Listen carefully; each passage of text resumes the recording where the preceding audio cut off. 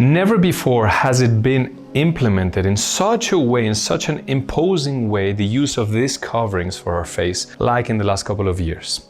This has immense implications for our personal health, our collective health, and our social life globally. And it's all based on all theories from the 19th century. It's based on the germ theory that explained that these microscopic particles or microorganisms are transferred from person to person, and they are the causing agents of inflammation or disease. At the same time, there was another theory called the terrain theory, which explained that it depends on how the organism or the body is, the state it is, the harmony it has, how well nourished it is, will define if one of these microorganisms will develop a disease or not. And thanks to all the modern science and research that we have, the terrain theory has much more backup scientifically today. If we would assume that these germs or microorganisms are transferred from person to person, would these coverings really prevent the transmission and prevent, of course, the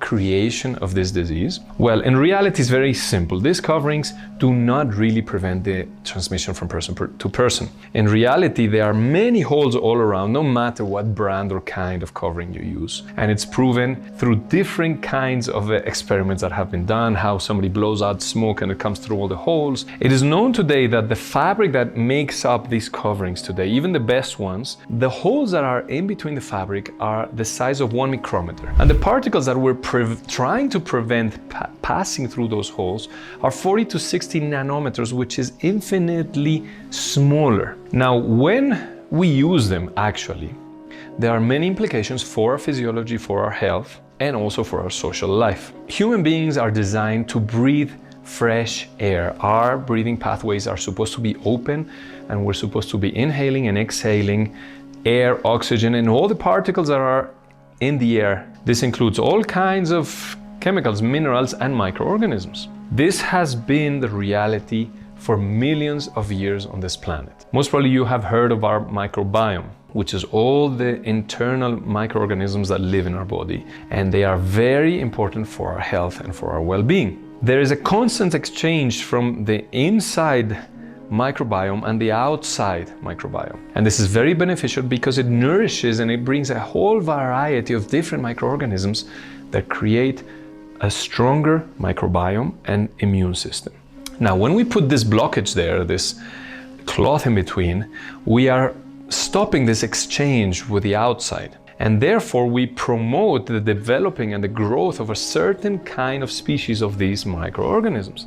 This makes it much easier that one of these grows excessively and creates an inflammatory process in the body, making us sick. Also, when we use these coverings and we exhale and we breathe and we speak with them on, we create a culture. They cultivate themselves on these cloths, and then we're breathing them in again. And this increases this certain kind of organism to grow and develop and possibly create a disease in our bodies. Breathing is our most direct contact with life itself. It's the first thing we do when we come out of our mother's womb. We inhale, and it's our last thing that we do before we leave this body. We exhale. When we put this blockage in between, the amount of oxygen that comes into our body diminishes. And it is proven that using these coverings for longer periods of time, it diminishes the oxygen in our blood. We have hypoxemia. This has very severe implications for our brain, for our immune system, for our cardiovascular system, for our muscles, for everything. Because when our body registers that we have lower levels of oxygen in our blood, it activates a sympathetic response, which is fight, flight, or freeze.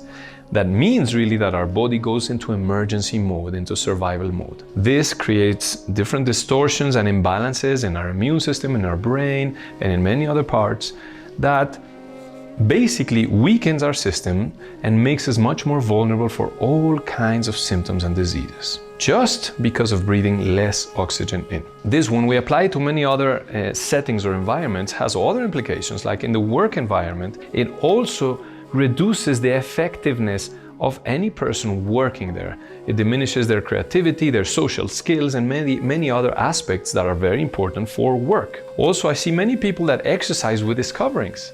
And when we exercise, we need even more quantity of oxygen entering our body. So when we put this covering there, it diminishes the oxygen, it increases much more the sympathetic response, the stress response in the body, therefore making our muscles, our cardiovascular system, our respiratory system go into immense stress. So we don't really have the benefits of exercise for our system.